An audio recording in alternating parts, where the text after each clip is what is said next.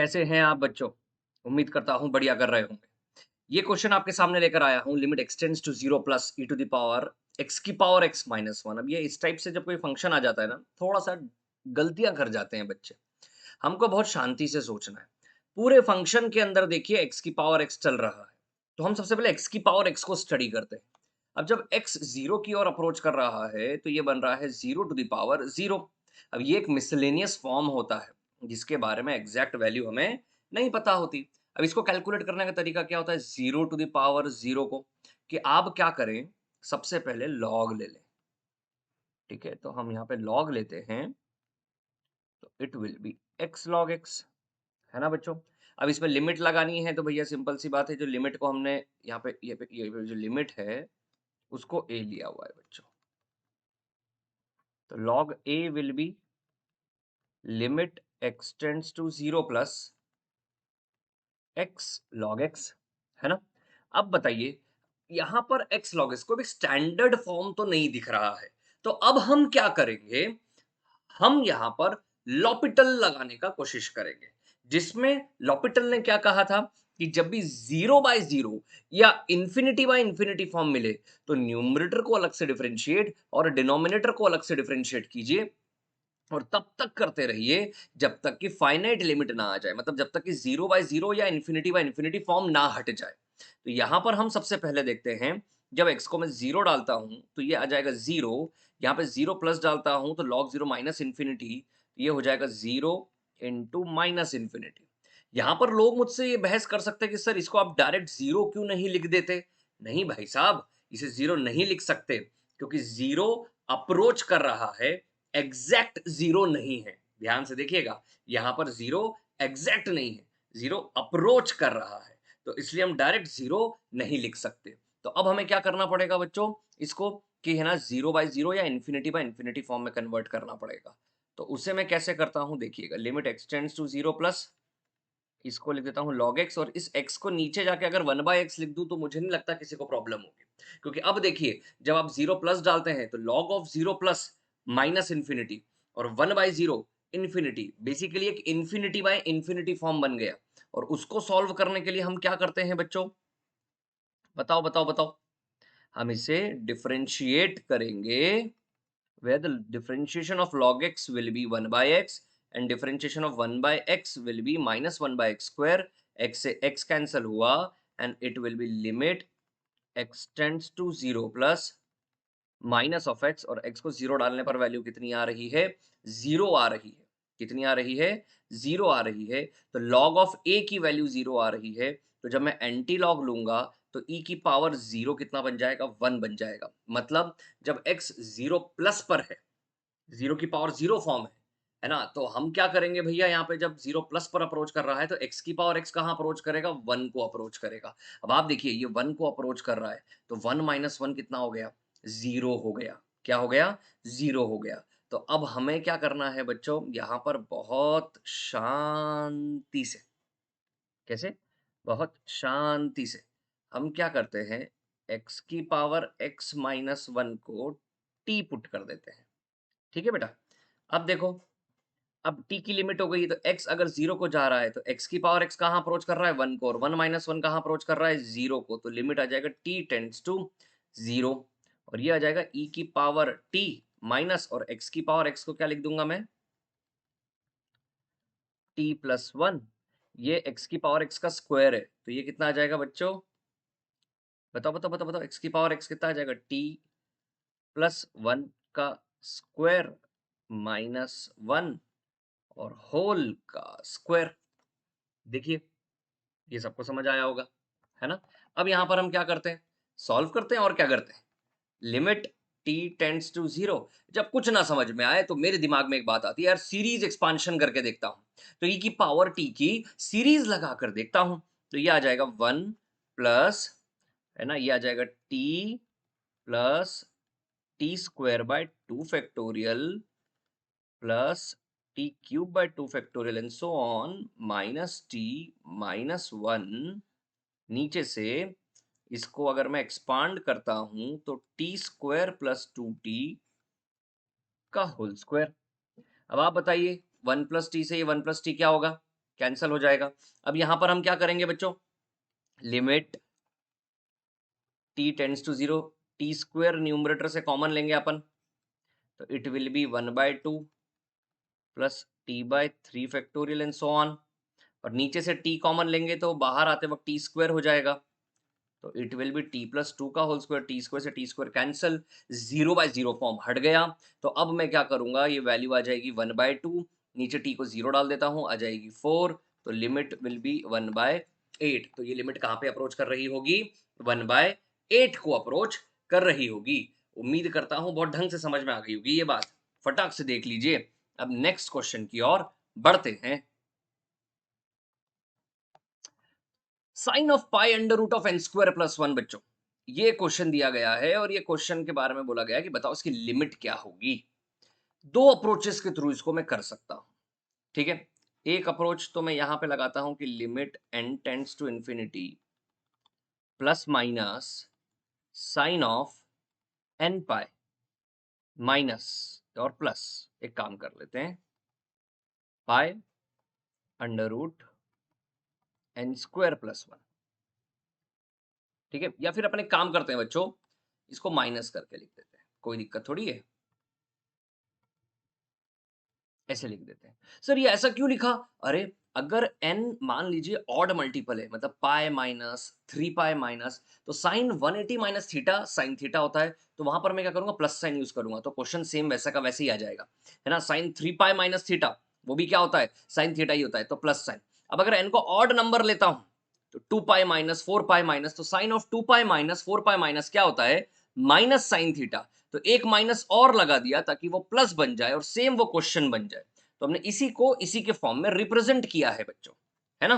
अब हम क्या करेंगे, limit n approaching towards infinity, ठीक है, plus minus sine pi common लिया, n minus under root of N square plus 1, और जब भी मुझे अंडर रूट दिखता है तो सबसे पहले दिल और हाथ दोनों ये बोलते हैं, दिमाग को तो बहुत बाद में मौका मिलता है, ये इतनी बार किया हुआ होता है कि फटाक से दिल और दिमाग भी वही बात करना शुरू कर देते हैं कि रैशनलाइज करूंगा, तो प्लस माइनस साइन पाई, यहां पे a minus B A plus B A square minus B square बच्चों, तो क्या होगा, बचेगा कितना, बताओ बताओ बताओ, ए स्क्वायर एन स्क्वायर से एन स्क्वायर कैंसिल हुआ, माइनस एन स्क्वायर बचा कितना, -1 बचा बच्चों, है ना। अब नीचे क्या करेंगे अपन, बताओ बताओ बताओ, N plus under root of N square plus 1। अब बताओ, न्यूमरेटर में तो जीरो हट गया, इन्फिनिटी हट गया, डिनोमिनेटर में इन्फिनिटी है, एन को इन्फिनिटी रखता हूं, तो anything upon infinity will be zero, and sine zero की वैल्यू जीरो, काम खत्म हो गया। बोलो हाँ या ना, है ना। जल्दी से सोचो क्या करेंगे इसके अंदर, ठीक है। अगले क्वेश्चन में बढ़ते हैं। अरे वाह, ये क्वेश्चन बड़े काम का है, ये क्वेश्चन को सोचना चाहिए भैया, ये फंक्शनल इक्वेशन को भी बहुत अच्छा कर देगा कि g ऑफ x एक पॉलिनोमियल दिया हुआ है ना, और g of x into G of Y equal to G of X G of Y plus G of X Y, और क्वेश्चन में बोला गया है कि g ऑफ 2 है 5, क्वेश्चन में क्या बोला गया है, g ऑफ 2 क्या है, 5 है। तो अब आप बताओ कि limit x tends to 3, g of x क्या होगा, ये बताओ आप। तो मैं सबसे पहले क्या करता हूं ना, ऐसा जब भी दिया जाता है कि कोई फंक्शन एक पॉलिनोमियल है, फंक्शन क्या है, एक पॉलिनोमियल है, ठीक है। और मुझे मुझे एक बार ये लग रहा है कि एक्चुअली सवाल में यहाँ पे मल्टीप्लिकेशन के बदले प्लस आएगा, सवाल में थोड़ा सा चेंज करते हैं अपन, यहाँ पे मल्टीप्लिकेशन के बदले क्या आएगा, प्लस आएगा, ठीक है। और क्वेश्चन के अंदर आपको बोला जा रहा है कि एक पॉलिनोमियल, तो मैं एक बात हमेशा सोचता हूं कि सर पता है, अगर F of x into F of 1/x, अगर F x plus F of 1/x के बराबर हो और एफ एक्स एक पॉलिनोमियल हो, तो एफ एक्स होती है 1 प्लस माइनस एक्स की पावर एन। सभी का दिल बोल रहा होगा हाँ सर ये बात तो हमें पता है, लेकिन आप ये बात यहां क्यों बोल रहे हैं। वो किस लिए बोल रहा हूं, क्योंकि मुझे ये G X plus G Y plus polynomial एक एक चीज दिख रही है, plus g of 2 equal to 5, मतलब 1 प्लस 4 मतलब 1 प्लस एक्स स्क्वायर। हाँ यार, ये हो सकता है। तो एक बार देखता हूँ कि इस फॉर्म में कन्वर्ट हो सकता है क्या? अब उसके लिए क्या करना पड़ेगा? 1 बाय एक्स लाना पड़ेगा। तो मैं क्या करता हूँ, y को रख देता हूँ 1 बाय एक्स, है ना बच्चों? तो y को जब मैं 1 बाय एक्स रखता हूँ, तो g of 1 by X, g of x plus g of 1 by X plus g of 1 minus 2। यार ये बहुत बढ़िया काम हो रहा है। अगर g ऑफ 1 की वैल्यू 2 हो जाती है, तो बताओ हमारा काम खत्म। सीधा फंक्शन आ गया, पूरा का पूरा सवाल सॉल्व हो गया। तो अब हमारी कोशिश क्या होनी चाहिए? g ऑफ 1 फाइंड करने की। And how are we going to calculate g of 1? By substituting x and y both equals to 1। तो ये हो जाएगा g ऑफ 1 का स्क्वायर 3g ऑफ 1 माइनस 2। तो g ऑफ 1 क्या-क्या हो सकता है भैया? बताओ, बताओ, बताओ, बताओ, बताओ, बताओ। एक तो 1 हो सकता है और g ऑफ 1 1 लिखना था यहाँ पर, गलती से 2 लिख दिया। और g ऑफ 1 क्या हो सकता है और 2 हो सकता है ना? हमें चाहिए g ऑफ 1 2। तो पहले पता करना पड़ेगा कि g ऑफ 1 1 क्यों नहीं हो सकता? वो के लिए वो कैलकुलेट करने के लिए हम g ऑफ 2 का सहारा लेते हैं। वो कैसे लेते हैं सर? बताइए ज़रा। तो देखिए कि हम क्या करते हैं बच्चों कि y को रख देते हैं 2, है ना? और x को रख देते हैं 1 और हम g ऑफ 1 को 1 मान के चलते हैं। देखते हैं क्या होता है। तो g of 1, g of 2, g of 1 plus g of 2 plus g of 2 minus 2। g of 1 कितना है बच्चों? 1। तो एक g ऑफ 2 से एक g ऑफ 2 कैंसल। अब g ऑफ 1 कितना है? 1। तो g ऑफ 2 की वैल्यू कितनी आ गई बच्चों यहाँ से? 1। लेकिन g ऑफ 2 1 नहीं है, g ऑफ 2 कितना है? 5 है। इसका मतलब ये पता चला कि g ऑफ 1 1 नहीं हो सकता। तो g ऑफ 1 क्या हो सकता है बच्चों? 2 हो सकता है। अब g ऑफ 1 को अगर मैं 2 डाल दूँगा, तो ये कैंसल हो जाएगा और क्या हो जाएगा? g of x into g of 1 by x equal to g of x plus g of 1 by x। तो यहाँ से हमें पता चला कि g ऑफ x क्या होगा? 1 प्लस माइनस x की पावर n और g ऑफ 2 5 दे रखा है। तो अब आप जज कर सकते हो कि नहीं कि g ऑफ x क्या होगा? 1 प्लस x स्क्वायर होगा। अब 3 पे अप्रोच करना है, तो 3 डाला बच्चों, 3 स्क्वायर इज़ 9 और 9 प्लस 1 10। तो अब बताइए ज़रा ये कहाँ अप्रोच कर रहा होगा? 10 को अप्रोच कर रहा होगा। समझे कि नहीं समझे? चलो, बहुत अच्छी बात। उम्मीद करता हूँ एक-एक बात आपको समझ में आई होगी। नोट्स में हो जाना चाहिए ये सवाल। नोट्स में नहीं हुआ ना, तो फिर क्या होगा? बाद में भूल जाएँगे और ऐसे ही छोटे-छोटे सवाल आपको हॉन्ट करेंगे। मैथमेटिक्स में होता क्या है? छोटी-छोटी बातों को जोड़कर थोड़ा-सा आपको कॉम्प्लेक्स फ़ील करा देना। अब अगर आपने ऐसी छोटी-छोटी बातें रेगुलर इंटरवल पे प्रैक्टिस नहीं की होंगी, तो क्या होगा? एट द एंड आपको याद नहीं होगा। आपको पता नहीं चलेगा कि इसमें करना क्या है ना? वैसे ही सिंपल चीज़ है भैया, आगे बढ़ते हैं। ओहो! ये क्वेश्चन आया है। मेरे बच्चे एक बार पॉज़ करके इसको करने की कोशिश ज़रूर करेंगे कि ग्रेटेस्ट इंटीजर, ये ऊपर जो डब्बा लगा है, ये ग्रेटेस्ट इंटीजर है साहब। इंटीग्रेशन 0 से x sin t by t dt upon fractional part of x। ठीक है? ये वैल्यू पूछी गई है, ये क्या होगी बताओ? अब बच्चे लोग थोड़ा-थोड़ा सा कन्फ्यूजन में आ सकते हैं कि सर ये क्या होगा? कैसे करेंगे? है ना? बाकी इतना डिफिकल्ट नहीं है। हम सबसे पहले क्या करते हैं? न्यूमरेटर को सॉल्व करते हैं। ठीक है? न्यूमरेटर को कि इंटीग्रेशन 0 से x, बाद में हम ग्रेटेस्ट इंटीजर भी लगा देंगे। sin t बाय t, तो एक काम करता हूँ sin t की सीरीज़ खोल देता हूँ। तो t minus t cube by 3 factorial plus t की power 5 by 5 factorial upon t dt। t से t कैंसल करूँगा, तो 0 से x 1 माइनस कितना आ जाएगा बच्चों? t square by 3 factorial, t की power 4 by 5 factorial and so on. और इंटीग्रेट करूँगा तो कितना आ जाएगा? t minus t cube by 18 plus t की power 5 by 5 into 5 factorial and so on. Integration 0 से x। अब बताइए न्यूमरेटर क्या बन जाएगा? x minus x cube by 18 and so on. अब अगर मुझे 0 माइनस पे देखना है तो मैं क्या करूँगा? 0 minus h plus H cube by 18 and so on. अब बताओ माइनस एच में एच क्यूब वैसे ही बहुत छोटा है ना? मतलब 0 माइनस एच तो एच टेंड्स टू 0 है ना बच्चों? तो वैसे ही एच बहुत छोटा है, बहुत छोटा, है ना? तो अब आप बताओ उसका क्यूब करूँगा तो और छोटा, अपॉन 18 करूँगा तो और छोटा, हाँ या ना? उसमें माइनस एच ऐड करूँगा तो ये एनी हाउ नेगेटिव ही आने वाला है। 0 माइनस पे ही आने वाला है ये, नेगेटिव ही। और उसका ग्रेटेस्ट इंटीजर क्या हो जाएगा बच्चों? -1 हो जाएगा। तो न्यूमरेटर की वैल्यू कितनी आ गई? -1 आ गई। अब डिनोमिनेटर की बात करते हैं। भैया मैं तो फ्रैक्शनल पार्ट ऑफ एक्स को ऐसे ही चेक करता हूँ। तो 0 माइनस पर क्या होगा बच्चों?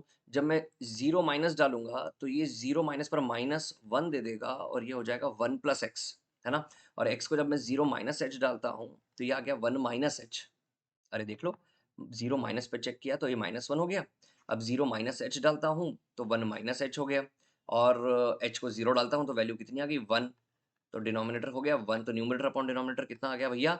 -1 आ गया। तो अभी कहाँ अप्रोच कर रहा होगा? -1 को अप्रोच कर रहा होगा। देखिए बहुत छोटी-सी बात थी। फ्रैक्शनल पार्ट दिखता है ना, मैं ग्रेटेस्ट इंटीजर के कदमों में ले जाता हूँ और वहाँ पे बात करता हूँ उससे। समझे कि नहीं समझे? चलो, अगले क्वेश्चन की ओर बढ़ते हैं। नेक्स्ट क्वेश्चन लेकर बच्चों आपके पास आया हुआ हूँ और fx इक्वल्स टू ये दिया हुआ है, बोला इसकी कंटिन्यूटी एंड डिफरेंशिएबिलिटी चेक कीजिए कि ये कंटीन्यूअस है कि नहीं और डिफरेंशिएबल है कि नहीं, है ना? इसमें 2 बातें, एक तो साइन के अंदर 1/x आया, ऑसिलेटरी फंक्शन हो गया, ठीक है? ऊपर से e की पावर में 1/x दिख रहा है। 1/x² है, लेकिन 1/x दिख रहा है। तो जब भी मुझे किसी कांस्टेंट की पावर में से 1/x वगैरह दिख रहा होता है ना, तो मुझे एक बार 0 प्लस और 0 माइनस पे चेक करने की आवश्यकता होती है बच्चों। We are required to check at 0 plus and 0 minus because it changes its behaviour in both the areas, right? Suppose if I'm checking at 0 plus, so if x is 0 plus, so 0 plus h. Now if h is approaching towards 0, so 1/0 will be infinity and the 2 to the power infinity will be infinity. और suppose अगर वो x अब 0 minus पे जा रहा है, तो it will B -1/h, तो 2 to the power minus infinity, 1/2 की power infinity which will be approaching towards 0, है ना? तो अब आप बता दीजिए ज़रा कि थोड़े से भैया इंफिनिटी पे जा रहा है, 0 माइनस पे 0 पे जा रहा है। तो अब आपको ये बात दिमाग में रखनी है कि जब भी 1/x दिख रहा हो, तो 0 प्लस और 0 माइनस पर हमें चेक कर लेना चाहिए, बिल्कुल करना चाहिए, ठीक है? यहाँ पर मैं नहीं करूँगा, अरे! यहाँ पर मैं नहीं करूँगा, क्यों? क्योंकि 0 प्लस 0 माइनस पर सेम वैल्यू आनी है, ठीक है? बट फिर भी एक बार आप लोगों के लिए अपन देख लेते हैं, है ना? और जब भी ऐसे में डिफरेंशिएबिलिटी चेक करने को बोलते हैं ना बच्चों, कि एक 2 नेचर दिख रहे हैं, एक एक्सपोनेंशियल, एक ट्रिग्नोमेट्री, या फिर एक अलजेब्रा और ट्रिग्नोमेट्री, या फिर अलजेब्रा, लॉगरिथम्स, ऐसे जब भी 2-2 फंक्शन दिख रहे होते हैं ना आपको, डिफरेंशिएबिलिटी चेक करते वक़्त, बहुत लोग गलती करते हैं, they just directly differentiate, don't do that. Always use first principle.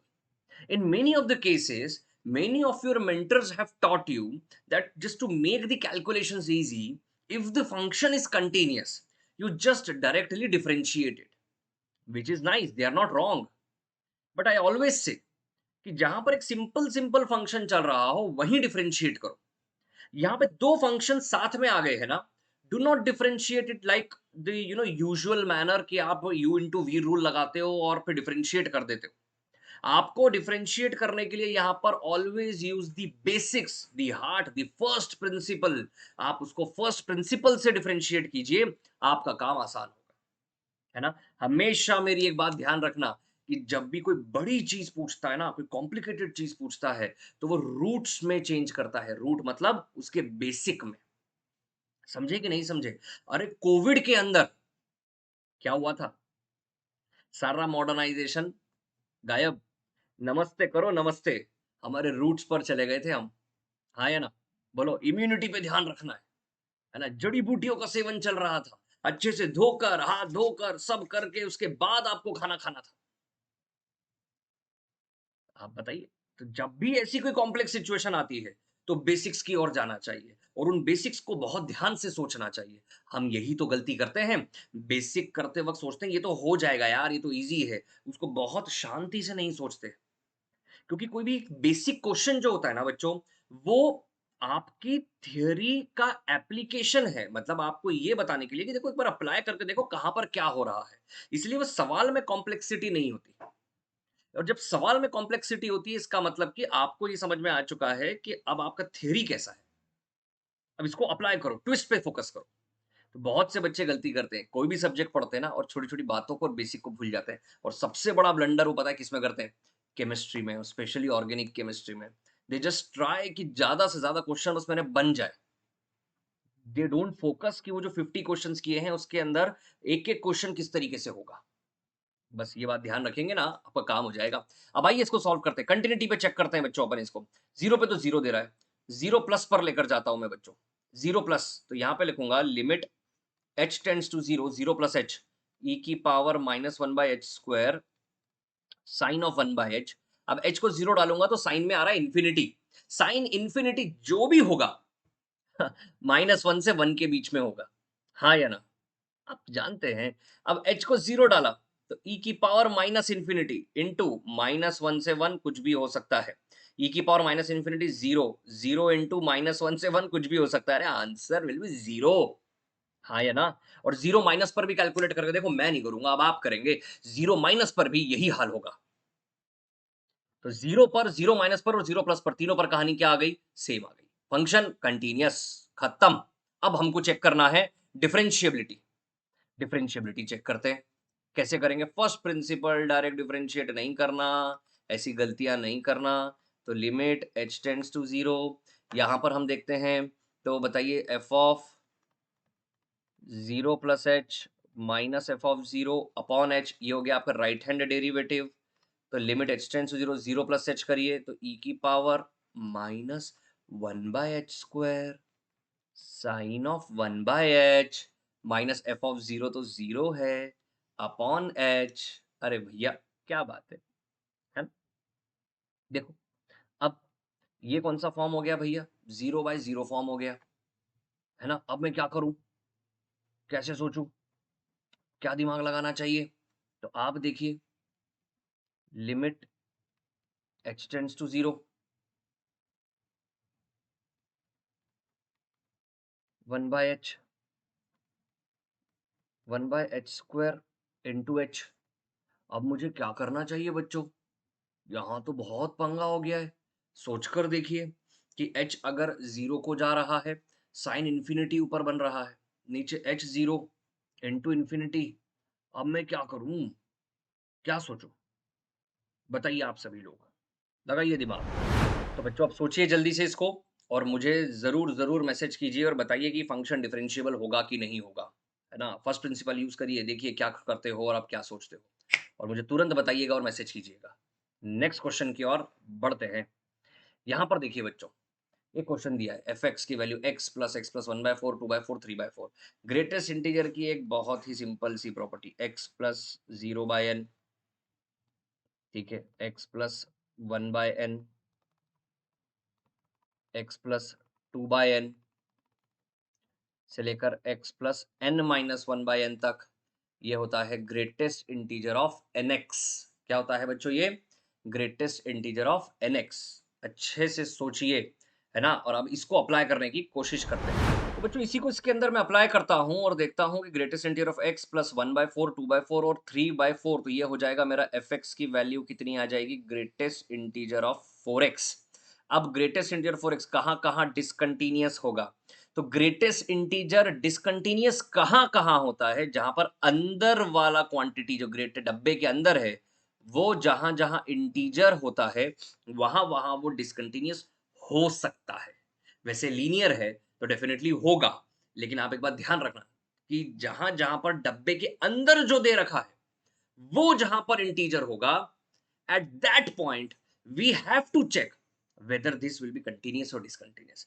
and इसके अलावा apart from these, where the function is integer, you do not need to check। आप सीधा पास कर सकते हैं। ठीक है? तो हमेशा ध्यान रखना जहाँ पे भी अंदर वाला इंटीजर बन रहा होगा। ठीक है? अब आप देखिए, x मेरा कहाँ से कहाँ तक है? 0 से 2 तक। तो 4x कहाँ से कहाँ तक होगा? 0 से 8 तक। इसमें इंटीजर कौन से बन रहे हैं? जब 4x1 है, 4x2 है, जब 4x3 है, जब 4x4 है, जब 4x5 है, जब 4x6 है, जब 4x7 है। हाँ है ना? 8 पे नहीं जा रहा क्योंकि 8 इंटीजर होगा नहीं। ठीक है? तो अब जब 4x की वैल्यू 1 है, तो x की वैल्यू शुरुआत 0 से हो रही है और जब वो 1 पर कब आएगा? जब x की वैल्यू कितनी होगी? 1/4 तो 4x किसके बीच में होगा बच्चों बताओ? 0 से 1 देखो ना x को 0 डाला तो 0, 1/4 डाला तो 1, 0 से 1 के बीच में अगर ग्रेटेस्ट इंटीजर है तो कितना आएगा? 0 है ना बच्चों? अब हम कहानी शुरू करते हैं 1/4 से। अब जब 4x 2 होगा, 2 कब होगा? जब 2/4 होगा। तो 1/4 से 2/4 जब 1/4 डालता हूँ तो ये 1 दे रहा है और 2/4 डालता हूँ तो 2 दे रहा है। तो ग्रेटेस्ट इंटीजर किसके बीच में है? 1 से 2 के बीच में है। तो ग्रेटेस्ट इंटीजर की वैल्यू कितनी आ जाएगी? 1 आ जाएगी। है ना बच्चों?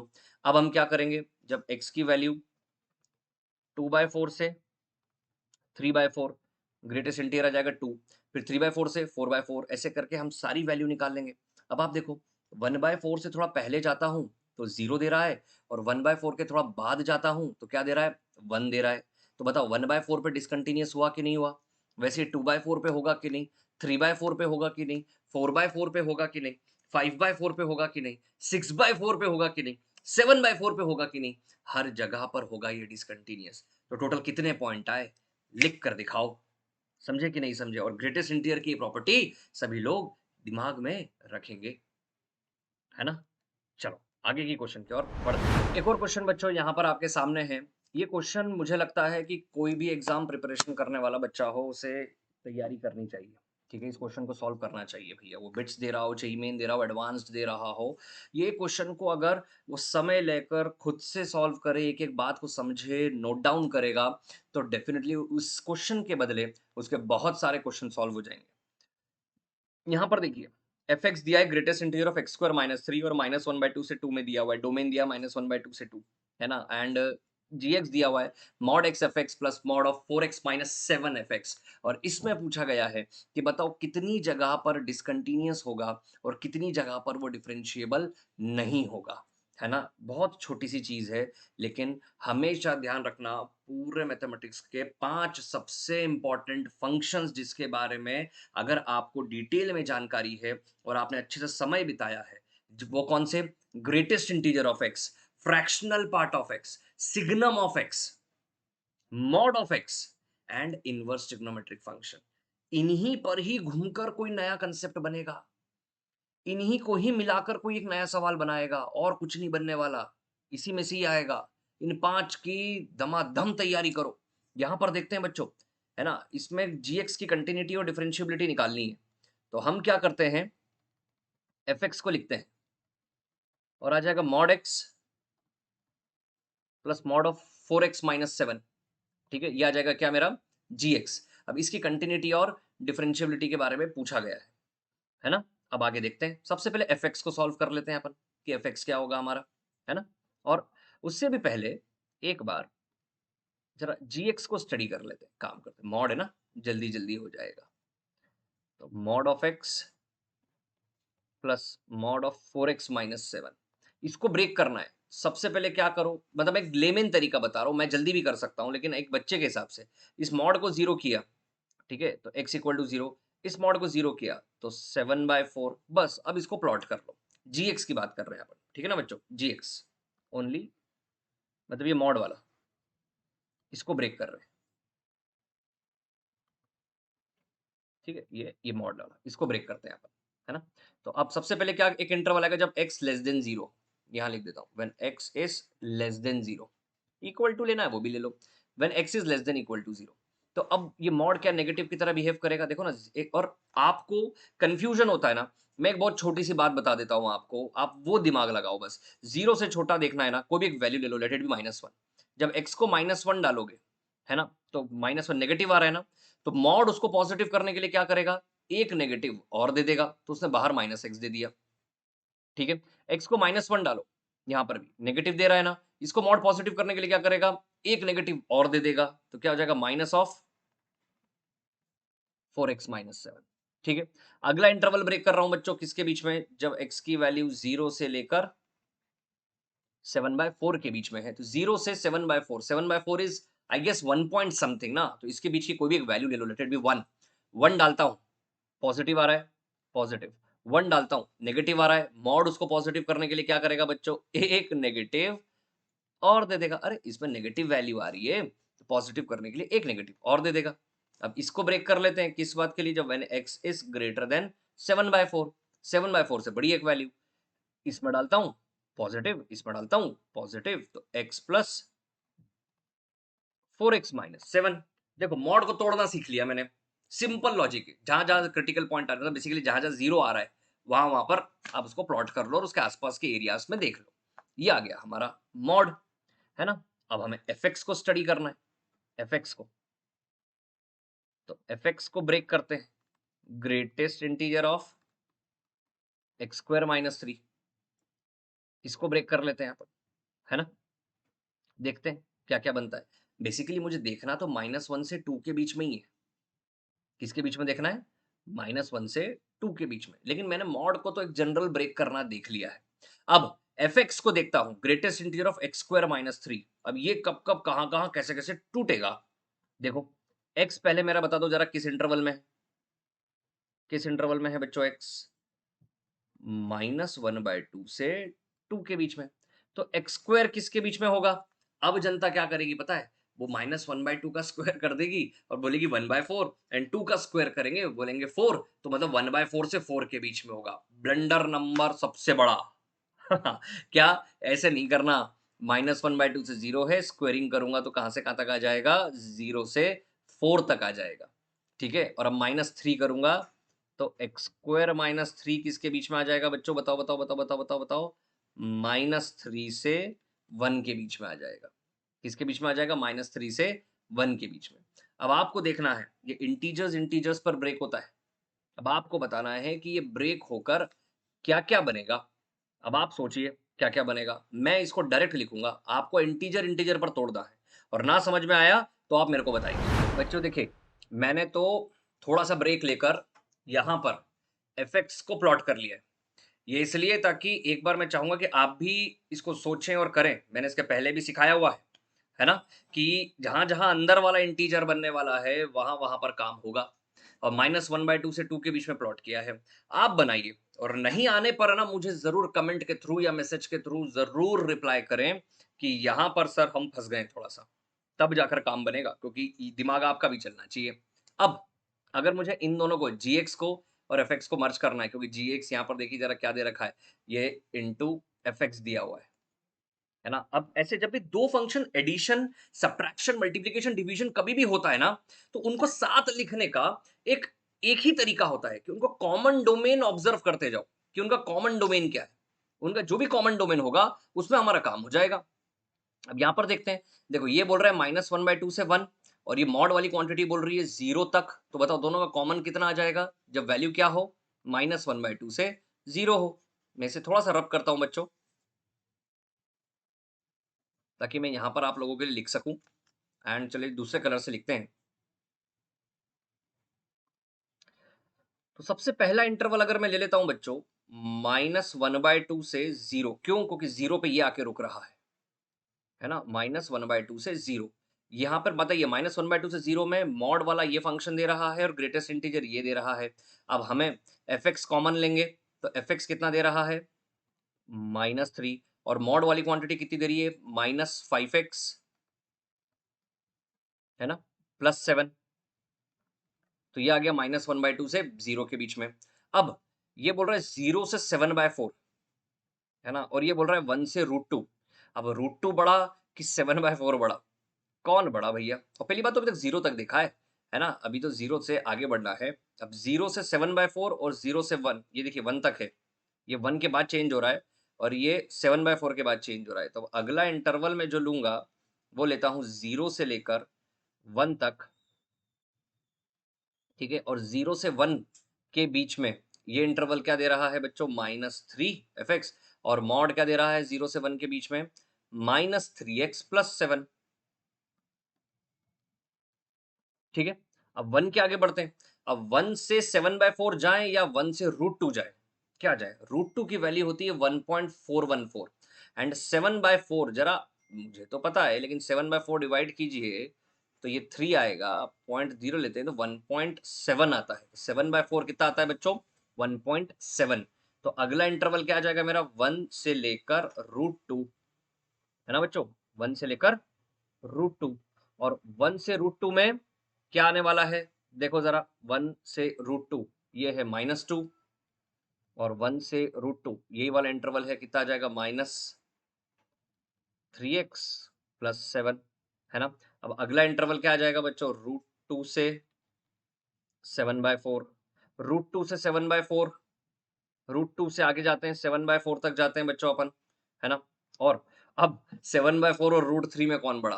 तो आइए 4 7 ज़ा 28 2 0 तो 4 कितना आ जाएगा ये बताओ 4 5 ज़ा 20 तो बताइए 1.75 और √3 होता है 1.732 है ना? तो बताइए सबसे छोटा कौन? √3 तो हम क्या करेंगे √2 से क्या लेकर जाएँगे? √3 तक लेकर जाएँगे।